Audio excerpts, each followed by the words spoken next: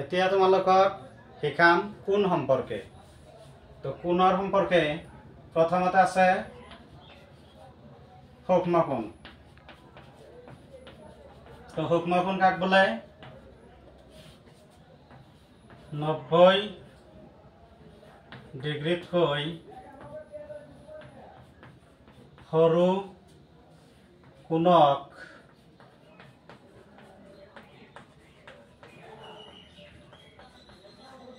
সূক্ষ্ম কোণ বোলে। বুজিছানে? 90 ডিগ্ৰীতকৈ সৰু যিমানবিলাক কোণ আছে এই সকলোবিলাকেই সূক্ষ্ম কোণ। 1 degree, 2 degree, 3 degree, 4 degree, 5 degree এনেকৈ 89 ডিগ্ৰীলৈকে গোটেইকেইটাই সূক্ষ্ম কোণ। কাৰণ সূত্ৰটোত আছে 90 ডিগ্ৰীতকৈ সৰু কোণক সূক্ষ্ম কোণ বোলে। তাৰপিছত আহে সমকোণ। সমকোণ কাক বোলে? 90 ডিগ্ৰী কোণক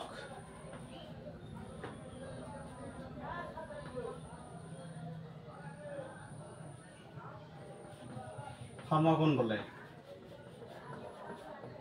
এইটো একেবাৰে সহজ নহয়নে? একেবাৰে সহজ। এইটো 90 ডিগ্ৰী কোণক সমকোণ বোলে। 90 ডিগ্ৰী হ'ল মানে সেইটো সমকোণ। তাৰপিছত আছে স্থলকোণ। স্থলকোণ কাক বোলে?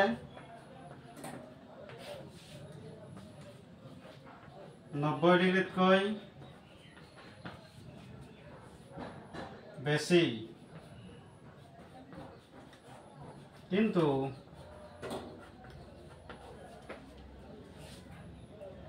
180 ডিগ্ৰীতকৈ কম কোণক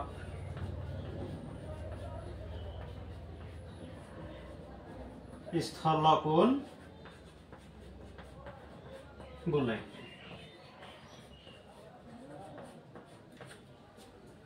চাইছা না যে 90 ডিগ্ৰীতকৈ বেছি কিন্তু 180 ডিগ্ৰীতকৈ কম কোণক স্থলকোণ বোলে।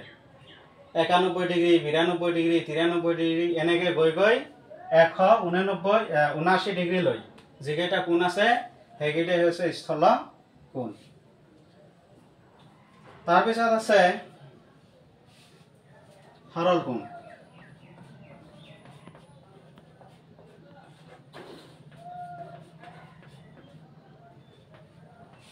সৰল কোণ কাক বোলে জানানে তোমালোকে? সৰল কোণ হৈছে 180 ডিগ্ৰী কোণ। 180 ডিগ্ৰী কোণক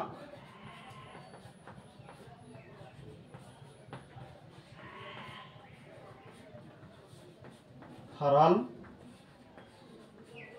কোণ বোলে।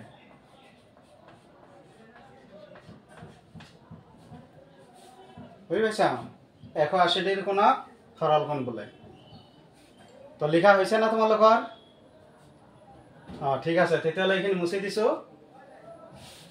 বাকীখিনি এতিয়া লিখিম।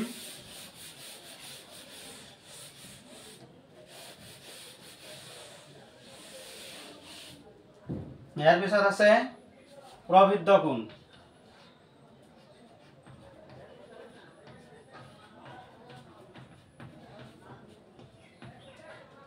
প্ৰবৃদ্ধ কোণ কাক বোলে? 180 ডিগ্ৰীতকৈ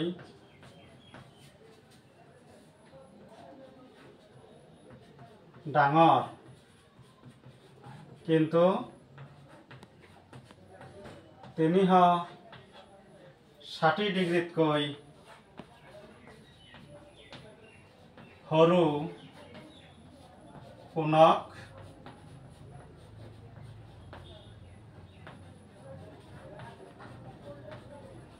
প্ৰবৃদ্ধ কোণ বা ইয়াৰ অন্য এটা নাম আছে, সেইটো হৈছে প্ৰত্যাৱৰ্তী কোণ। প্ৰত্যাৱৰ্তী কোণ বোলে।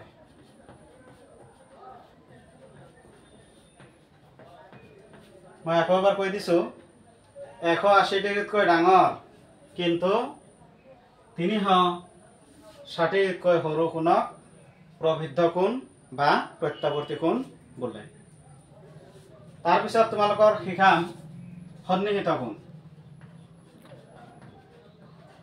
সন্নিহিত কোণ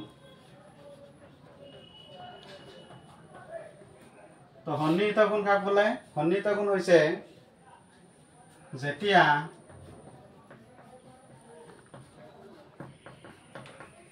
দুটা কোণৰ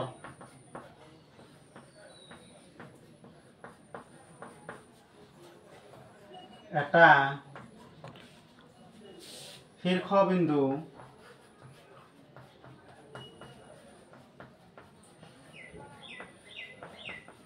থাকে আৰু এটা উমৈহতীয়া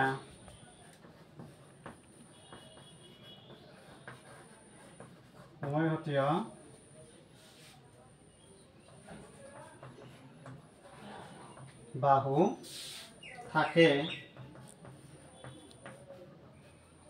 তেতিয়া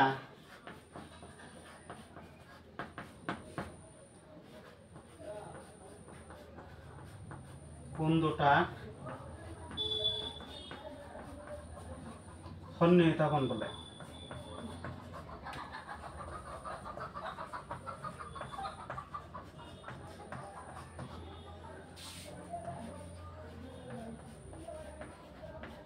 আকৌ এবাৰ পঢ়ি দিছো মই সূত্ৰটো। যেতিয়া দুটা কোণৰ এটা শীৰ্ষবিন্দু থাকে, তাৰমানে দুটা কোণৰে এটা শীৰ্ষবিন্দু থাকিব আৰু এটা উমৈহতীয়া বাহু থাকে, তেতিয়া সেই কোণ দুটাক সন্নিহিত কোণ বুলি কোৱা হয়। মই এটা চিত্ৰ আঁকি বুজাই দিছো আৰু স্পষ্টকৈ বুজি পাবা তোমালোকে। ধৰা এ বি সি এটা কোণ, হয়নে? এ বি সি এটা কোণ। ইয়াতে বি বিন্দুৰ পৰা এটা ৰশ্মি অঁকা হল বিডি। এই বিডি ৰশ্মিয়ে দুটা কোণৰ সৃষ্টি কৰিছে। এটা হৈছে এ বি ডি কোণ, ইয়াৰ নাম দিয়া হল 1, আৰু ডি বি সি এটা কোণৰ সৃষ্টি কৰিছে, এই কোণটোৰ নাম দিয়া হল হয়তো 2। তো চোৱাচোন, ইয়াতে 1 আৰু 2 দুটা কোণৰ সৃষ্টি হৈছে। এই দুয়োটা কোণৰ নিশ্চয় এটা শীৰ্ষবিন্দু আছে আৰু সেই শীৰ্ষবিন্দুটোৰ নাম কি? বি। লগতে 1 আৰু 2 কোণ দুটাৰ এটা উমৈহতীয়া বাহু আছে আৰু সেই বাহুটো কি? বিডি। গতিকে যেহেতু এই 1 আৰু 2 এই কোণ দুটাৰ এটা শীৰ্ষবিন্দু আছে বি আৰু এটা সাধাৰণ বাহু বা উমৈহতীয়া বাহু বিডি আছে, গতিকে 1 আৰু 2 এই কোণ দুটা নিশ্চয় সন্নিহিত কোণ হ'ব। তো সূত্ৰটোৰ লগত মিলাই চোৱা। যেতিয়া দুটা কোণৰ এটা শীৰ্ষবিন্দু থাকে, তেতিয়াহ'লে কি এই 1 আৰু 2 এই কোণ দুটাৰ এটা শীৰ্ষবিন্দু আছে বি, নহয়? আৰু এটা উমৈহতীয়া বাহু থাকে, উমৈহতীয়া বাহুটো কি? এই ক্ষেত্ৰত বিডি। তেতিয়া কোণ দুটা সন্নিহিত কোণ বুলি কোৱা হয়। গতিকে সেয়েহে 1 আৰু 2 এই কোণ দুটা হৈছে সন্নিহিত কোণ। তাৰপিছত শিকাম তোমালোকক ৰৈখিক জুৰীয়া কোণ। ৰৈখিক জুৰীয়া কোণ আছে, কিছুমান উপবাদ্য আছে, এইখিনি তোমালোকক নেক্সট ভিডিঅ'ত শিকাবলৈ চেষ্টা কৰিম। আজি এইখিনিতে শেষ কৰিছোঁ।